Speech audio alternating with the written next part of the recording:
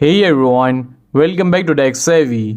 In today's video, I'm going to show you a quick and simple way to update Roblox on your Android device so you can keep playing with the latest features. So let's get started. First, open up the Google Play Store on your phone and then tap on the search icon at the bottom right corner of the screen and tap on the search bar at the top and type in Roblox here.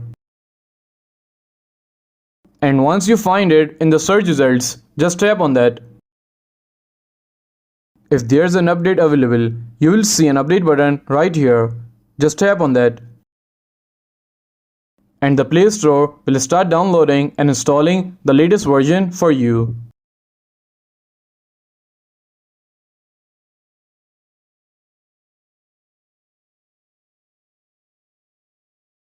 After the update is complete, you can tap open to launch the latest version of Roblox.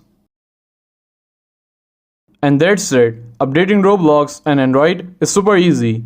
If you found this video helpful, please give it a thumbs up and don't forget to subscribe to Tech Savvy for more helpful content. And I will see you in the next video. Thanks for watching.